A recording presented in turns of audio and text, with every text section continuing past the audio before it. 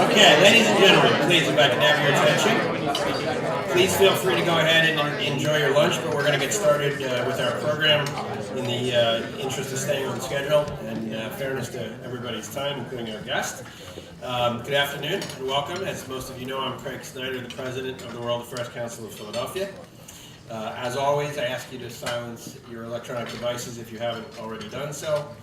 As you have all seen, the Council has a diverse and packed schedule of podium programs this fall. I hope you'll join us for others which interest you in addition to today. Next week, we present part 2 of our Election 2016 series, part of our Great Debates initiative. This program will feature author Michael Horowitz, offering an assessment of the leadership traits and the risk-taking tendencies of the 2016 presidential candidates. I don't know if that makes it a long or a short program, but we're going to put that in historical context. Also, next week, we welcome friends from the Sakasawa Peace Foundation, the Peterson Institute, and the for International Economics, and the East-West Center for a panel discussion about the benefits and importance and difficulties of the U.S.-Japan relationship, both to the United States and with a particular local emphasis on trade in our area. Turning back to today, our guest, Mr. Patrick Harker, will make opening remarks, followed by a brief conversation that he and I will have, and then turn to questions from you. Mr. Harker took office in 2015 as the 11th President and CEO of the Federal Reserve Bank of Philadelphia. In this role, he participates on the Federal Reserve Open Market Committee, which formulates, of course, as you know, the nation's monetary policy. Before taking office at the Fed, Mr. Harker served as the 26th President of the University of Delaware. He was also a White House fellow at the earlier stage of his career with President George H.W. Bush and a special assistant to FBI Director William Sessions from 1991 to 1992. Please join me in welcoming Mr. Patrick Harker.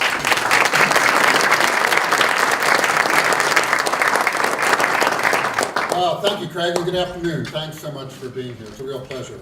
As you heard, I'm Pat Harker, President of the Federal Reserve Bank of Philadelphia, and a lot of people have no idea what that means. But I'm sure most of you do, or you most likely wouldn't be here today. But if you'll bear with me, I'm going to spend the first couple of minutes today on a brief overview of the Federal Reserve System and the role we play in the economy. You know, the Fed has been the subject of a lot of talk and debate lately, so it seems like a good time to revisit some of the basics. So since I'm wading into the subject of public commentary, I should deliver the standard Fed disclaimer now. I'm speaking for myself today, and my views do not necessarily reflect anyone else in the Federal Reserve System.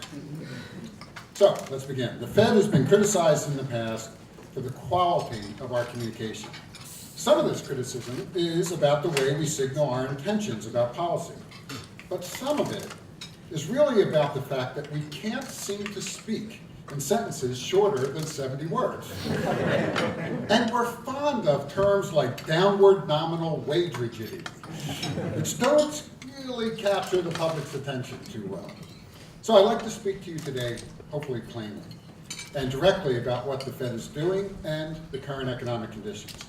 And I'll talk in more detail about some of the issues that are at the forefront of the national conversation. And I'll address some of the factors that can help change the trajectory of the economy. First off, the overview. There are 12 regional Federal Reserve banks around the country, each of which has a president, of course the Board of Governors, a federal agency in Washington, D.C. We meet every 6 weeks or so in D.C. for the FOMC, the Federal Open Market Committee, to make a decision about what we're going to do or not do about monetary policy. Now, the 12 presidents don't always have a vote, though New York always does, as do the governors, but we all participate in that discussion. Now, the structure of the Fed is different than most nations' central banks, which is beneficial for a country like the United States that's so vast and varied. And I find two things particularly important about this structure. First, it gives voice to communities and industries all over the country, so we're not making policy through the lens of one myopic view. We're the world's third largest country by both geographical size and by population, with a wide-ranging economy. That's a lot to cover. The economy is very different in Seattle than it is, say, in Camden, New Jersey. And it's important that we assess conditions on a district level as well as a macro one.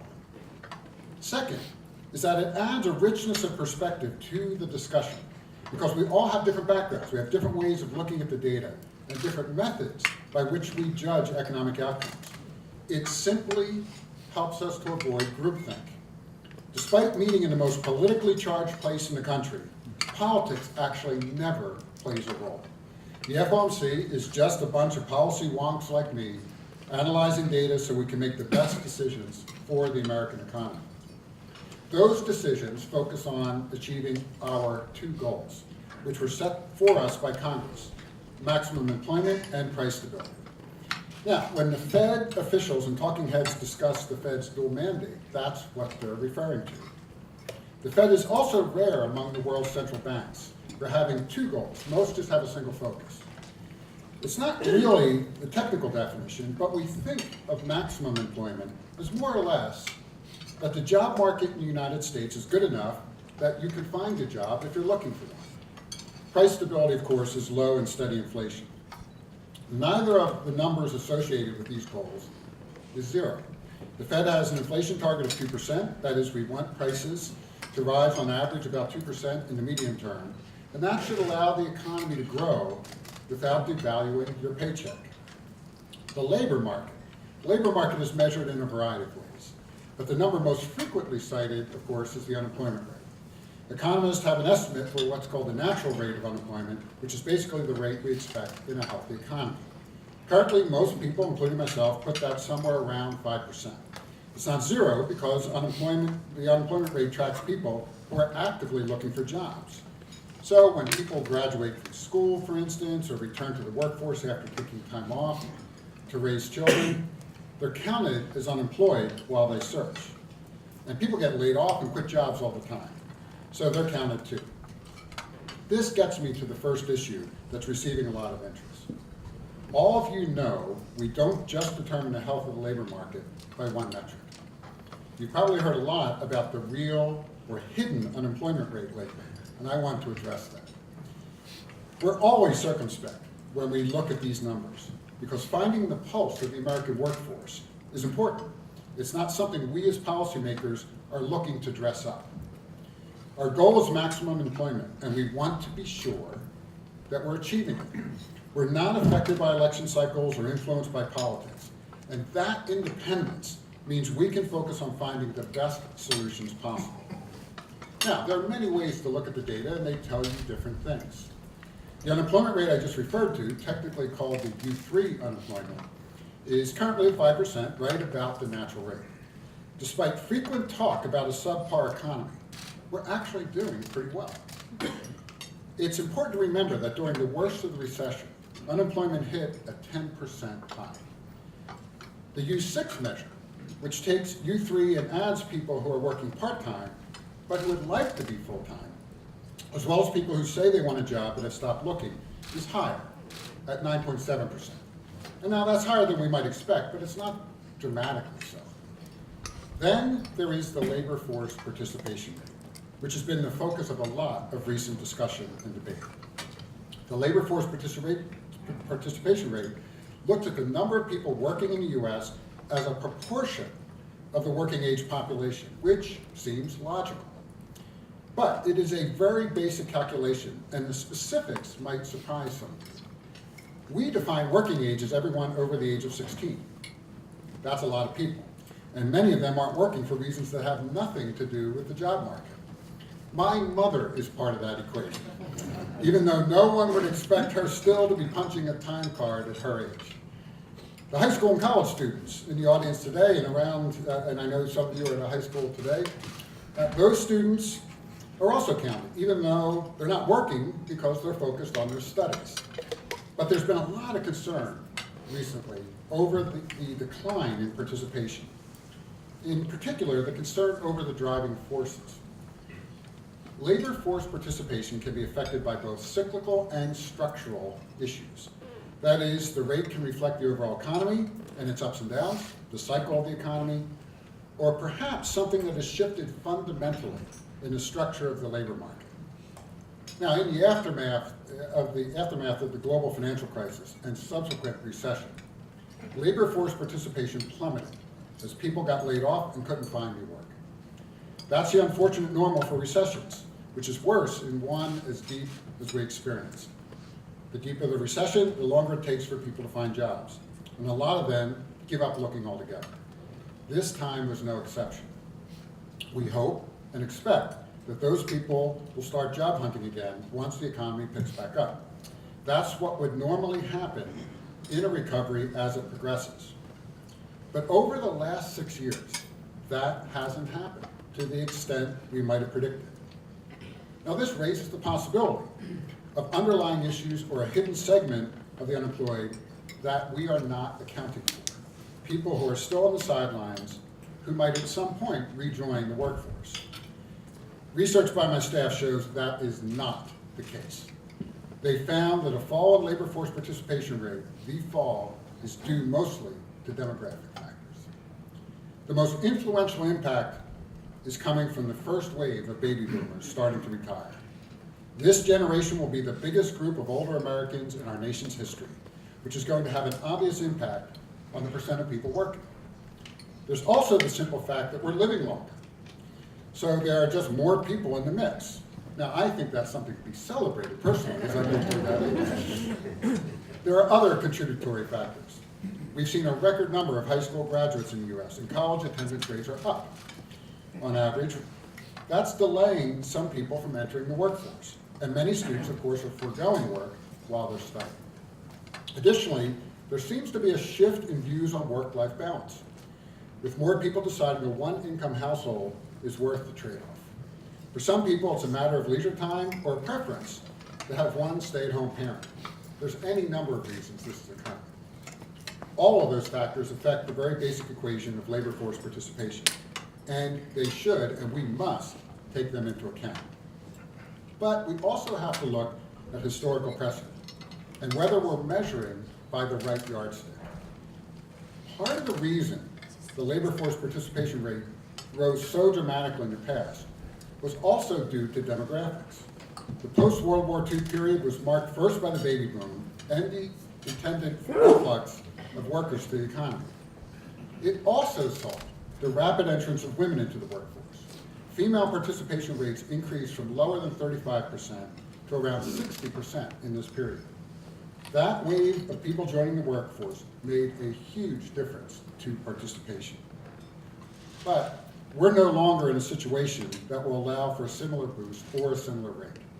There's no large portion of society that's left out. There's no one group whose entry to the market will have that significant an effect. And the population is growing more slowly, meaning we won't see the kind of boost the baby boom gave us either. So after accounting for all those factors, the lower rate of labor force participation is understandable. And in the case of people living longer and enjoying their retirement, or more people able to make choices that fit their life preferences, you have to see that as a positive. But the effects of the drop in the participation rate are something we need to look at, because the vast majority of the decline is the result of the baby boomers' retirement offset. And my staff and I don't think that's going to reverse. In fact, they project that the participation rate will drop a further 2 percentage points over the next 5 years. If the low participation rate doesn't reflect a portion of the population who still wants but can't get work, well, you have to ask yourself, does it matter? The answer is clearly yes and yes. It matters because the labor force participation rate affects growth. We can see this by studying the U.S. economy during the recovery. After bottoming out in mid-2009, real GDP grew at an average of about 2% for the subsequent 6 years. That is very slow for a recovery, even slow by historical averages. To put that in context, growth averaged 3.5% in the second half of the 20th century, of which 1.7% came from the expansion of the American workforce. By contrast, the labor force has only grown by 0.5% over the recovery, less than half the historical average. With all of those people in retirement, and with people living longer, there are more economic pressures to contend with. We need a labor force that can help meet that challenge. The consequence of a declining participation rate means output will shrink. That is, with fewer workers, the United States will produce less. When we produce less, growth stalls. Then there are the demographic shifts. The change to the American labor force in age and educational attainment and in expertise in certain sectors are actually harming productivity. In general, productivity is higher in mid-career workers, and their proportion of the U.S. labor market is smaller than it was during the height of the baby boom's working years. We, therefore, have a workforce that is less productive than it used to be, with the pressure of caring for a retiring segment of the population that is bigger than it's ever been before. Now, you think about this. There will be a strain on Medicare and Social Security, leaving fewer resources for the country to spend on other areas. For instance, maintaining our global competitive edge. Ultimately, places with a high participation rate are more successful, healthier economies. If that's true, what do we do? And if we've tapped all our resources, what can we do? Can anything be done? I believe, again, the answer is yes. Part of the Fed primer is that we make monetary policy, not fiscal or other policy. So, the points I make today are from the perspective of someone who is affected, both as a policymaker and as a citizen, by the decisions we make in legislative halls, but not as someone who's in the position to make those changes himself. Monetary policy is actually very, very limited in our scope. Taxes and spending, debts and deficits, government funding, and laws that affect the labor force are all out of our purview. The Fed's job is to create conditions for a strong and healthy economy. Changing the trajectory of U.S. growth will take legislative action, like investments in human and physical capital, which we can't do. But we can point out the economic benefits. The fact is that we have a strong labor market. We're a far cry from the worst of the crisis, where unemployment reached 10%. The issue now is that employers are struggling to fill the jobs they have open. They see people nodding their heads. Even with the workforce development programs, which are absolutely necessary, we don't have enough people to fill those jobs. We need to close the gap in the workforce. And given the long-term demographic trends, we need to turn to outside sources. We need people. That's the missing ingredient in participation rate and growth. One potential source is immigration. Again, I want to be very clear. I am not suggesting immigration policy or telling anyone how to go about legislating. I don't want to get into a debate about immigration or the questions of documented or undocumented residents. I want to talk about the numbers and the data and their potential effect on the U.S. economy. From an economic standpoint, immigration, particularly high-skilled immigration, is a source of immense potential for economic growth. Today, immigration accounts for 13+% of the U.S. population. The share has been steadily increasing over time. In 1990, it was 8%. Much of the immigration debate surrounds the level, skill, and contribution of new arrivals to the United States. But the truth is that much of the flow of immigration over the last 15 years has been highly skilled and well-educated. Over that period, the college-educated immigrant population grew from 5.9 million to 10.5 million. The native-born college education population also grew, but at a much slower pace. Most importantly, immigrants tend to have a higher participation rate, something, as I said earlier, we need. This touches on the most prevalent concern about immigration, the fear of losing American jobs. There is, however, scant evidence to support the anxiety, especially where skilled immigrants are concerned. In fact, most studies have shown that it's a net benefit for the rest of us.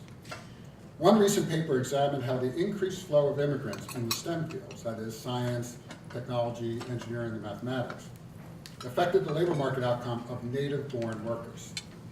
The researchers found that a 1 percentage point increase in the number of foreign STEM workers actually increased wage growth for the college-educated population by 7 to 8 percentage points in the long run, and 3 to 4 percentage points for those without a college degree. They also found that inflows of foreign STEM workers increased productivity growth more generally, accounting for somewhere between 30 and 50% of the aggregate U.S. productivity growth between 1990 and 2010. And it's not just this one study. There are other studies that back this up. Why? This reflects the scale effect in economic theory. The greater population growth is tied to higher per capita growth rates. In this model, scale comes from the theory that more ideas are developed when more people are engaged, intellectually engaged in research. Because anyone can use the same idea at the same time. Any single idea can be used by lots of people to produce growth. Therefore, more people equals more ideas equals more growth. More than 80% of the US per capita growth in the second half of the 20th century can be attributed to this scale effect. The bottom line is that a larger and more highly skilled labor force fuels economic growth, something we need to meet the demands of demography. Now, I said I'd be academic, but on a personal note, I'd add this. Pretty much all of us in this room are products of immigration. At some point, near or far down the line of our ancestry, someone came to this country and helped make it what it is today. America is a constantly evolving nation, which is one of our strengths. Much of that is due to the influx of waves of immigration that brought over new ideas and swelled the workforce. It is as true today as it was during the Industrial Revolution or the turn of the 20th century. One of the comparative advantages of the United States since our birth, since our inception, has been our ability to assimilate immigrants from all over. It's built both the greatest economic power on the planet and the American dream that defines it. We are good at this. We're arguably better than anyone else on earth. So let's play to our strength. It's in our own economic interest. Now, since I've spent some time talking about other people's areas of policy, I'll be fair and talk about what lessons this has for my own. Falling participation rates pose important challenges for monetary policy. Both the aging of the population and lower productivity will likely deliver a lower natural rate of interest and slower potential GDP growth. These are difficult to measure in the first place, so changes to their fundamental nature absolutely complicates monetary policy. A lower natural funds rate has implications for the speed at which current monetary policy should normalize. The lower the natural funds rate, the shorter distance to full normalization. That's important because it gives us less room for maneuver. Monetary policy is a relatively blunt tool. A smaller window for operation is more appropriate for a scalpel. And it may be that our toolbox is getting duller. Recent studies have found that monetary policy's efficacy has been waning since the mid-1980s, and that this can be linked to the aging of the population. Given our demographic realities, this puts even more pressure on fiscal and other policies to take a long-term look at policies that can nurture growth. So, there you have it. The U.S. labor market is strong, but participation is waning. Our economy needs a boost, and immigration could be the stimulant. Now, I'm not directing anyone which path to go down, but I am saying we have to take one. Thank you.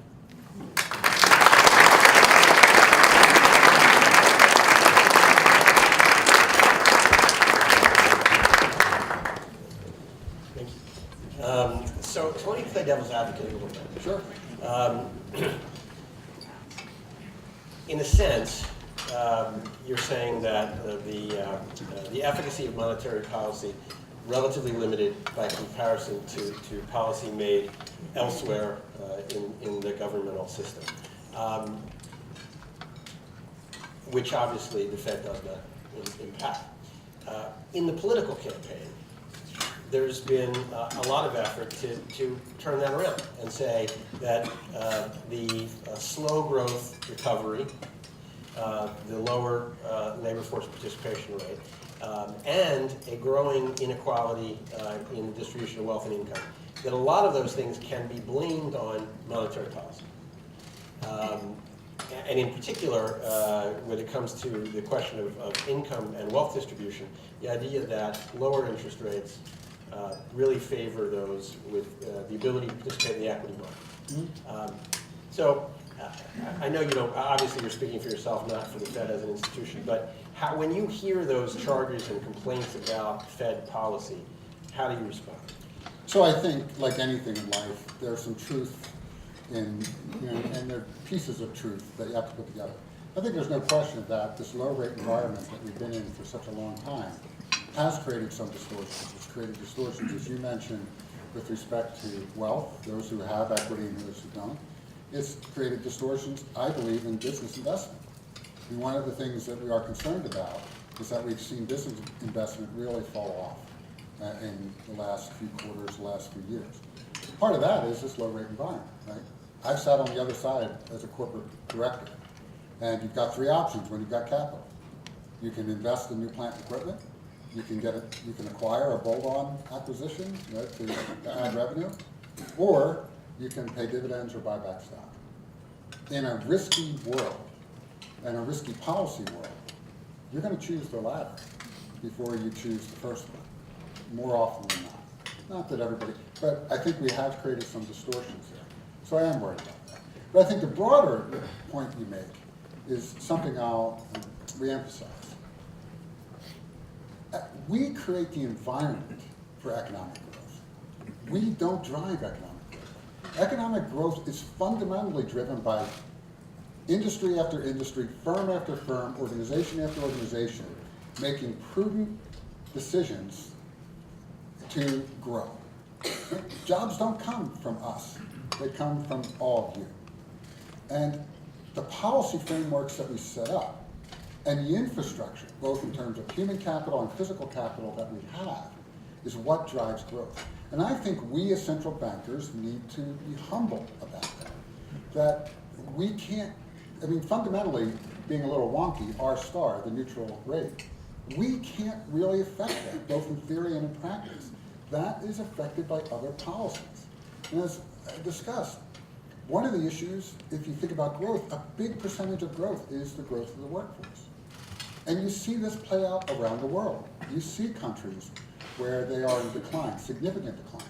And there is nothing, including negative interest rates, that will change that picture. And it's not going to change the fact that countries have fewer and fewer workers and that the labor force participation rates decline. The only thing that will change that is something like immigration. So, again, as a citizen, it's been argued that the Fed used every arrow in the quiver in the Great Recession and in the period since, and that the lack of a stronger recovery, which you're pointing primarily to sort of structural and demographic issues, but some have argued that it was an inadequate fiscal stimulus response. What's your personal view on that? So some people have argued that, and that's a reasonable component of, I think, the whole picture. But in a recent speech I gave in Ireland a few weeks ago, there's also the issue of trade, right, and the importance of trade in that economic growth. There's also a speech I gave a little while ago in New York. There's an issue of taxes, particularly corporate taxes, and the repatriation of corporate profits to the United States that would add an incredible stimulative effect. So there's a myriad of issues. It's not just one issue that you need to focus on. It's a policy framework that's built around growth. And with that growth comes those opportunities for not just the new people that enter our society, but for native-born Americans. So if you look at the list of policies that you've advanced as you think being constructive towards a higher growth environment, almost none of them, perhaps none of them, appear likely on the political horizon, actually regardless of the outcome of the election. Right? So we have both candidates campaigning largely against trade. We certainly have a large disagreement on immigration, but actually changing immigration policy with the Congress seems unlikely. It's been tried over and over for more than 20 years. We have a tendency, at least in one party in Congress, towards austerity rather than fiscal stimulus. Large impasse over this issue of repatriating taxes, repatriating profits. So it seems like the Fed may be stuck in a certain extent in more of a driver's seat than maybe was intended or maybe is appropriate. But given that, I guess my question is, how do you prepare? How do you and your colleagues, when you meet in private, discuss this political uncertainty in the landscape and the way in which you need to be in a position to respond? So I changed the question a little bit and say it's not the Fed is stuck, the country's stuck. Right? It's not just the Fed, it's all of us together. And so because we have to try to respond, we don't set those policies. We have to be ready for anything. Right? I mean, our job at the end of the day is to go back to our mandate. No matter what policy framework we find ourselves in outside of monetary policy, we have to focus on stable prices and maximum employment. And that means I would never take any tool off the table that's within our purview. So people ask me, would I ever consider negative rates? Well, I think there's a high hurdle for me to consider it, but I would never say absolutely no. But I think the evidence is very mixed globally on the effect that has had. So we have to be prepared for anything. I mean, that's who we are. We take the other policies as given and do the best we can. But I think we are all stuck until we move the needle on these policies. So there will be another recession, right, at some point, because Sure. we live in a business cycle that has not been abolished. That recession might be November the 9th. To pick a date, or it might not be for another couple of years, but it's coming because it always is. Yeah. So, do you sort of accept the premise that the arrows in the quiver have been reduced, and that what the options that the Fed has, are becoming more strained? No, so I think we still have tools at our disposal. They're not unlimited, but we still have tools at our disposal. Some of those will be more controversial than others, but part of the reason I've been very public in a slow, gradual path toward normalization of the Fed funds rate, and that in particular, that I would like to see normalization happen sooner rather than later, because I think, the economy can withstand a slow, gradual path. And it's important for us to move further and further away from zero. I think for all the reasons we were talking about earlier, there's some distortive effect we've created by having this low rate environment. And being away from zero would be a good thing because it gives us some of that headroom to move if we need to. But we don't want to do that in a way that is damaging to the economy. Particularly, the main transmission channel that I worry about is the strength of the dollar. If we do it too quickly, given that we're out of sync with the rest of the world, that could have a significant effect on our exporters. So we have to do this carefully. Do you think that the dollar is properly valued now, or could it go higher within an appropriate framework, as you see it? So start with, I think the market's creating that value, and I think the market is more right than us guessing, more often than not. So it's probably valued. I mean, what we need, of course, is to stimulate growth not only in the U.S., but we need to stimulate global growth. And that, again, continues to be an issue. We'd be in a very different world, right, if we saw that growth continuing in particularly the developing economies. So we just need to try to get back to that and get back to a consensus that that's good for everybody. So let me go back then to the issue of international trade, which you mentioned has come up a couple of times. It's almost the only area in which there's seems to be agreement between the right and the left at the moment. But that agreement flies in the face of classical economics and the way in which you presented the benefits of international trade. So how do you make monetary policy in the context of the potential of trade wars? Like I said, we have to be prepared for anything. And I think the challenge for trade is not so much a monetary policy challenge.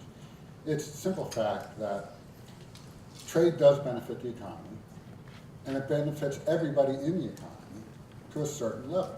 But the people it hurts, they get profoundly hurt by that trade. And we have not yet figured out a way. And I am an optimist. I think the American people and the creativity of the American people, we can come up with a way to figure out how to share the gains, the benefits that the society overall gains from trade with those who get hurt. I mean, I think that's the challenge, to do that in a way that doesn't create moral hazard problems or distortive effects on the economy. But I think we have to face up to the fact that that occurs, right? And to just tell somebody, well, you're 50, and you think about the aging of the workforce where we are. So you're 50-some years old, the industry is moving, you should retrain and move. For some people, that is the right choice, and they can do that, but not for everybody. So what I worry about is we're getting stuck in a political dynamic around trade because we haven't thought through how to share that benefit across the economy. And I think we can do that. I think we can create policy frameworks to make that happen. Would you like to offer a starting point in that discussion as to what? I mean, there are various ideas that are being floated. Wage insurance, something you can do through the earned income tax credit. There are lots of ways of thinking about this. And what I think we should probably do is, in this kind of uncertain world, right, putting my scientist cap on, right, my engineering scientist cap on, we should do some experiments, right? I mean, this is the only way to really understand what kind of policies would have the effect we want without having, any policy will have a distortive effect, right, by definition. But minimize that and get the benefits we want out of that change. Last question from me, and then we'll go to the audience. I just want to turn to the local role of the Federal Reserve Bank of Philadelphia. Can you just tell our audience a little bit about the work that you're doing in terms of the regional issues of poverty and development? So one of the areas, if you go back to our dual mandate, maximum employment, we need to take seriously here in the 3rd District. In the 3rd District, the Philadelphia District, is Mercer County, South New Jersey, all of Delaware, and the vast majority of Pennsylvania. The westernmost part of Pennsylvania is in the Cleveland District. But if you take that district and you look at the challenges we face, Philadelphia is the poorest of the top 10 cities in America, and we have city after city that has significant struggles in this district. So we have, for 7 years, hosted a conference on reinventing our communities, trying to understand how can communities make that turn. And there are really 3 components of that that are important.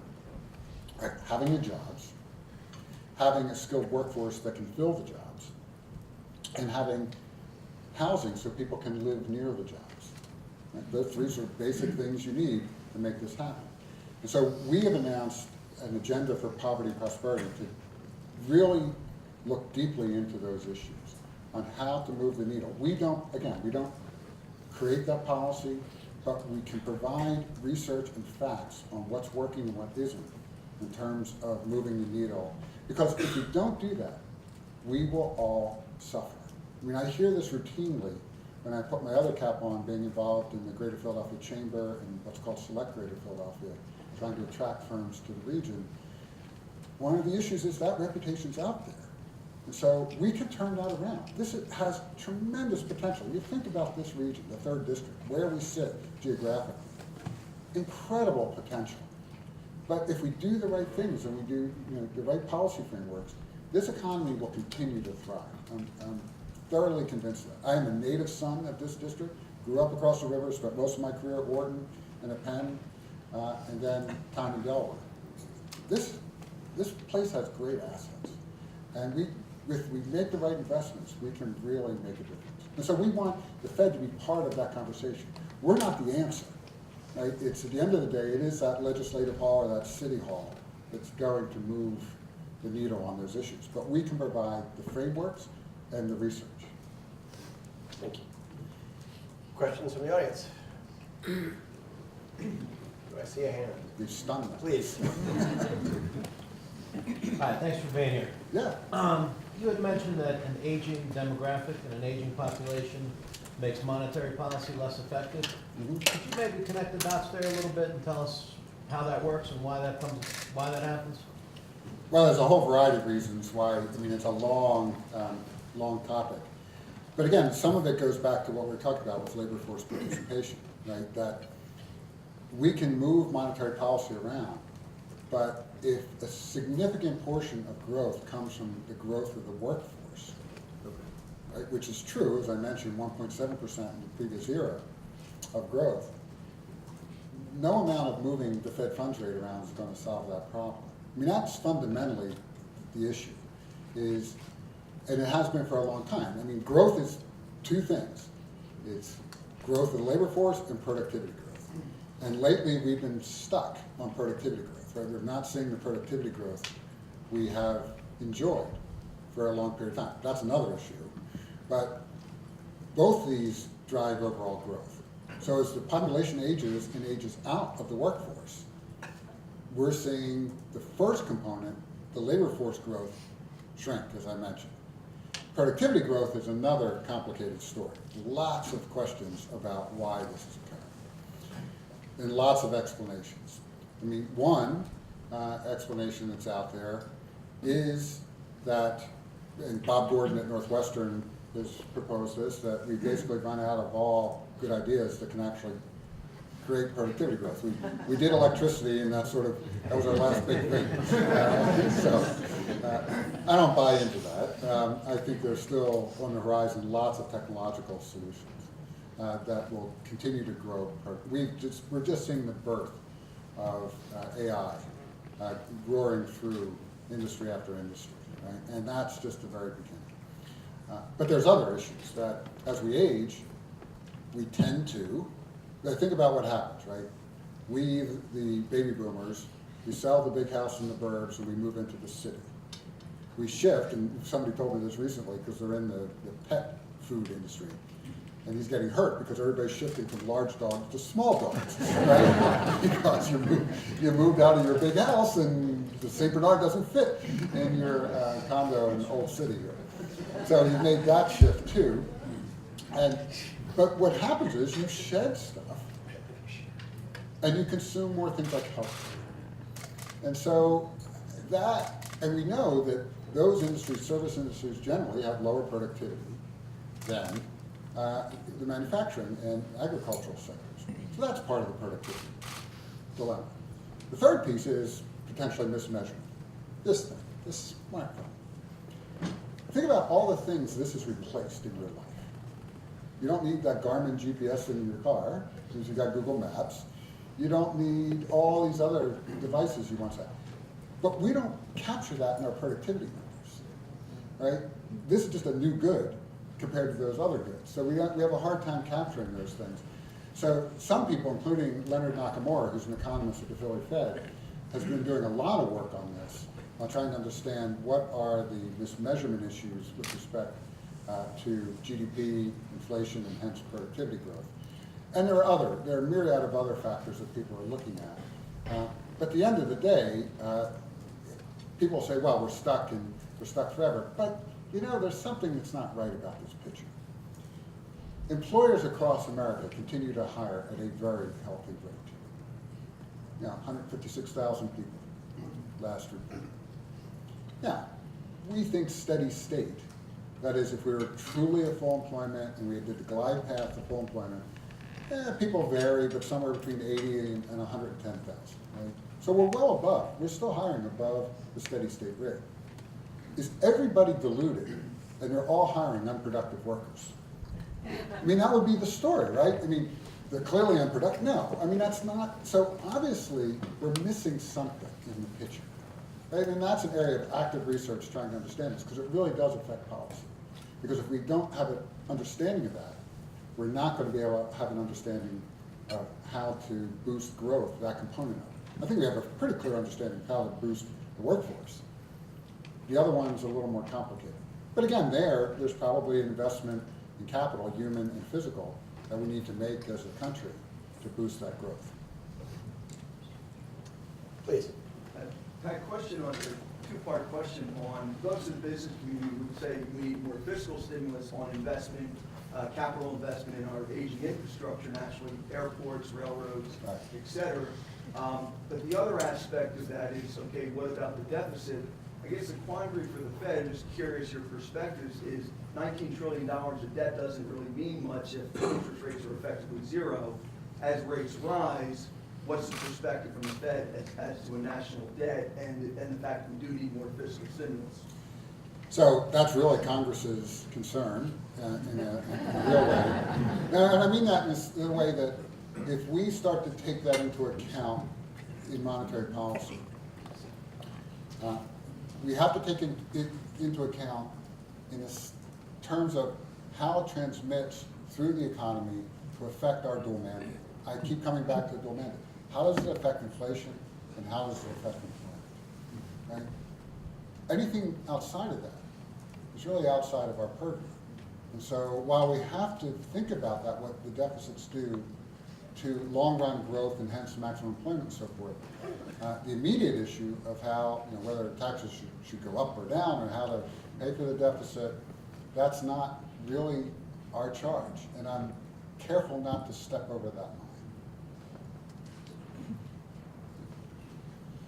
All the way in the back. Nicholas Fayetteville South University, graduating senior, hopefully a future member of your productive labor force. My question is, the Wall Street Journal reports that subprime lending is at all-time high since the recession, partially due to the auto loan boom. And my question, and Wall Street also reports that 4 out of 10 car loans, personal loans, and credit card loans are to be subprime targets. Holistically, we live in an age where funds are most readily accessible to the American public. How has this rise in subprime lending affected the recovery process, and what will be its future effects, and what are the effects on policymakers like yourself? Yeah, that's a very good question. And so it affects us in 2 ways. So thank you for that question. One is, one of the areas I'll just sort of brag about to Philly Tech. We are the systems expert in consumer, everything consumer. And so we have a deep bench of understanding and knowledge around auto loans, mortgages, home equity loans, and of course credit cards, Delaware being the home of the credit card industry. So we've built that expertise over a long period of time. We are seeing across the system a rise, just like you report, a rise in subprime lending in the auto industry. Right now we don't see it as a significant concern, but it primarily affects the Fed, not so much through monetary policy, although we continue to watch whether there are bubbles. The other one we're concerned about is commercial real estate, actually. I don't personally think it's at that asset bubble level, but it is something it is concerning to us. It more affects us through our supervision and regulation function, right? In making sure that financial institutions that we regulate have sufficient controls and risk management around that issue. That is, they're doing this, do they know what they're getting themselves into? And do they have the right management team, the right processes to manage it? It's not as though subprime lending is bad in and of itself, right? But you have to make sure you know what you're doing.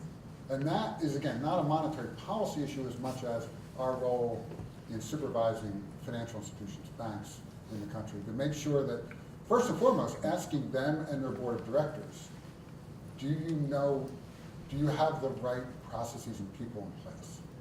And that is our role as a regulator. So I see, and that happened a little bit recently in the commercial real estate world where we asked those questions.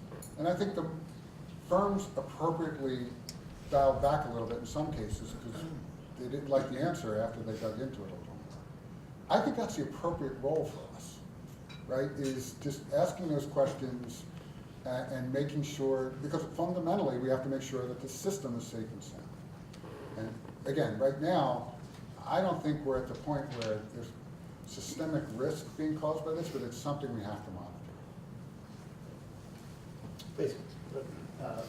On that same topic, 2001, you could say the challenges with the dot-com companies maybe led us into a recession. 7, 8 years later, the housing bubble led us into a recession. Arguably.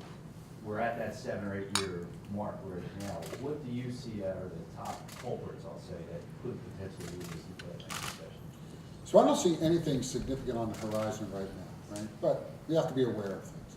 I'll come back to commercial real estate. I am a little worried, as many of my colleagues are, that there may be some overbuilding of that. It's natural that you'll see some, and that's not necessarily dangerous to the economy, right? So, you know, I think about the bet that many people are making. My daughter got married, now having twins, living the life of millennials in Philadelphia, having twins, they're moving to the burbs. So there's a bet that's been made that the millennials are going to stick, not obvious, right? They're going to stick in the city. So those are questions that the industry needs to grapple with. And again, we need to monitor it, but I don't see any real systemic risk right now. Doesn't mean we shouldn't be vigilant. But I mean, I think that is one risk we think about. The larger risk, back to our earlier conversation, is that we put in place policies that are just detrimental to economic growth in America. And that's the bigger risk to me, in that we are in a very complex political world right now, where the conflicts that we're seeing between parties are really high. And we, for example, in the Philly Fed, several years ago, one of our researchers put together something called the Partisan Conflict Index. It's very interesting. It's a scrape of all the major media on terms that you can relate to conflict. And she correlated that with economic growth and other economic indicators, highly correlated with those. So we've seen, after the last government shutdown, it spiked significantly, and it's never come back down. And so we have an actual measure.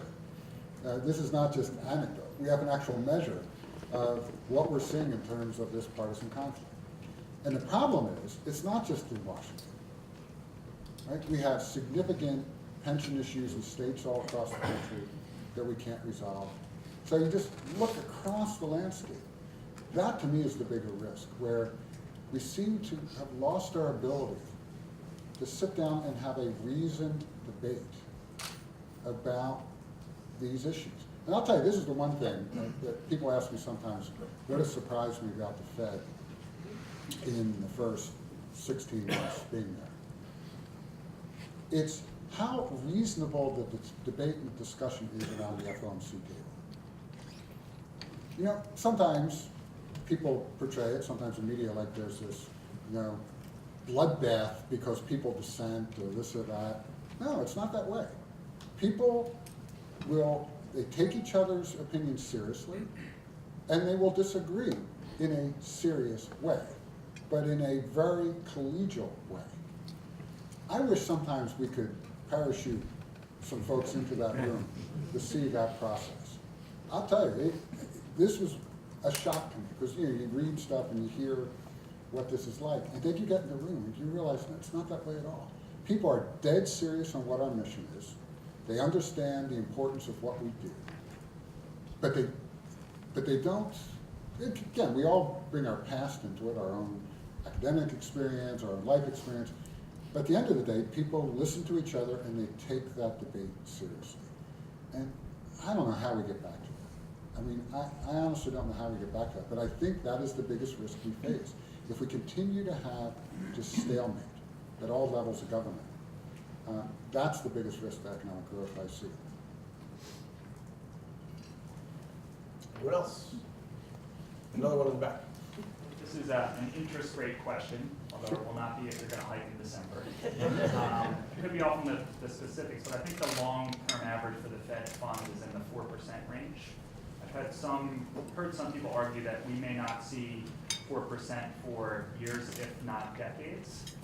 Just wondering what your longer-term perspective is for the trajectory of rate hikes and maybe what the end zone looks like at somewhere down the line. My view is we're more around 3%, because again, the math is pretty simple, right? So if we hit our 2% target inflation, we bounce around that up or down for a while. And we have a neutral funds rate, which right now, some people estimate is zero, around zero.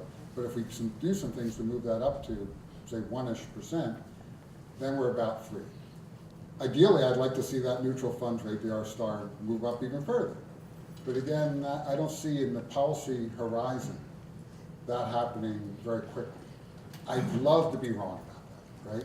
I'd love to see that move up more quickly as we see productivity increase and we start to see the economy. But I don't see that in the horizon. So I'm looking at longer term more 3%. So given that, I think it's going to take us a while to get there.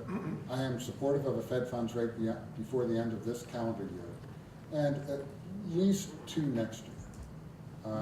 I think we can sustain that. But again, that's all subject to what we see happening. I mean, this is all contingent upon the conditions we find ourselves in. I mean, if we get another major shock, well, all bets are off. So, but given where we are now, assuming for the moment that we're continuing on the trajectory we're on now, I think that is the path that makes most sense to me. Please, in the back, in the middle. I know you're not very keen on negative interest rates. Could you give us some sense of your colleagues? What fraction of your colleagues are pro, against, not really sure? Yeah, I would never speak for my colleagues, right? So you'll have to ask them. But one of the things we're finding out, I won't speak for my colleagues, is the experience of other countries is, and this is where it's important to do some of these experiments and learn from what others are doing. So we tend to, in economic theory, think linearly, right? So if interest rates go down, people will save less. Makes sense. But there are a lot of nonlinearities in the world, right? And so as you go below zero, some of the experience that people are having is that the rates are negative. You know, things are bad. I better save more.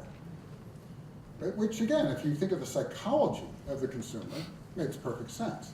We don't really have that in our model, right? We have this very linear relationship. We don't have that in our theory.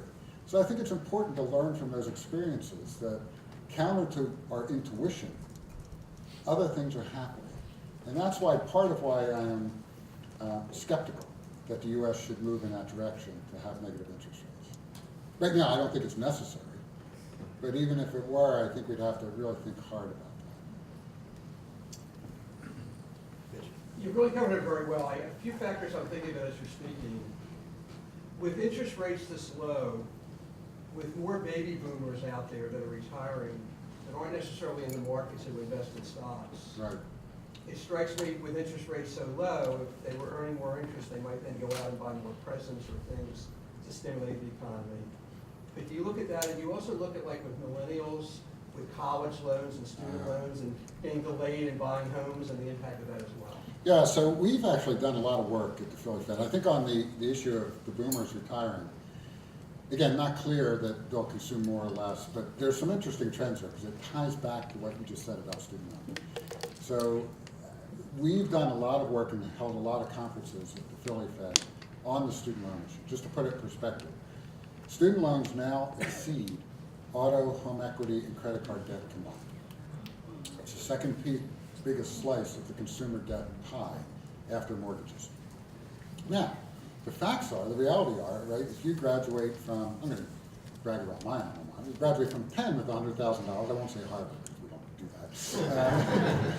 that. Penn, you'll be okay, but from other institutions, maybe not so okay, right? So it's a more complicated story, right? So it depends on the institution you went to, the selectivity of the institution, depends on the major within that institution.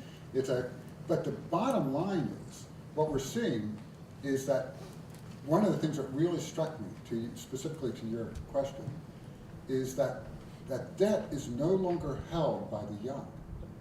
It is being spread across the age spectrum. More parents are holding debt for their children. More grandparents are holding the debt for their grandchildren. And that has implications, because while it may be that interest rates go up and the boomers say, well, you know, I now have more money in my pocket to spend, they may be paying off the debt, the student loan debt for their grandchildren.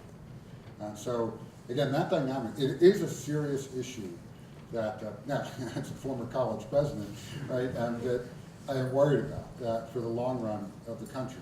But the other thing I'll say, and this will be somewhat controversial, but I believe this, and this is very unusual for a university president to say, not everybody needs to go to the university.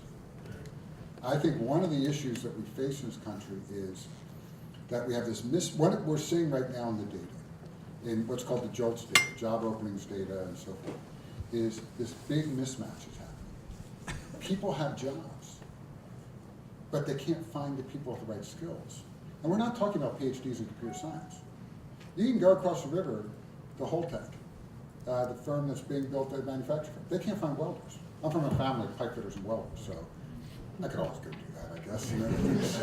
But these are skilled positions. So not this summer, the last summer, our team, led by Teresa Singleton, who's here, plus the Atlanta and the Cleveland Fed, put out an interesting report called Opportunity Occupations.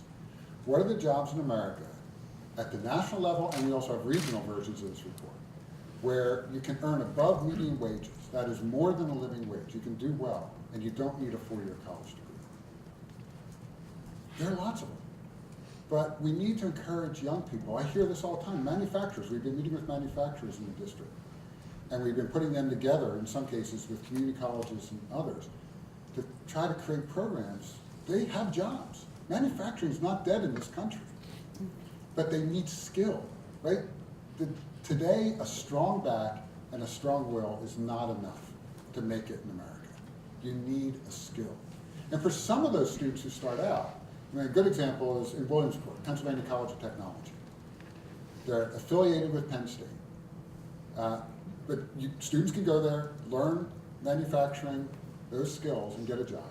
For those that have the interest and the aptitude, they can move on to Penn State and get an engineering degree.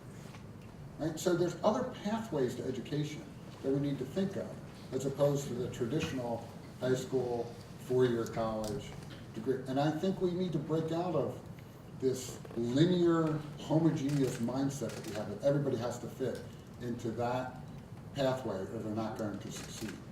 It's not true, and I think it's one of the areas that is a real problem for many, many industries where they can't find their skilled workers. And it's increasingly getting bad in areas like manufacturing, where the workforce is aging rapidly and they need to turn that knowledge over to the next generation, and that next generation's not there. Our time is really up, but I saw one hand over here. We'll take the last question, please. Just wondering, how much does the strength of the dollar weigh on the Fed's mind in considering what to do with it? Sure. And so for me, again, I won't be the Fed, I'll be me. It weighs on my mind through the transmission effects it has on manufacturing and exports, right? So that, although it's significant, it's not the 70% of GDP is consumption. And so while it's important, we have to take it into account, and we take it into account in our models. It shouldn't solely drive our decision, right? It's one of many factors we have to consider. Thank you very much.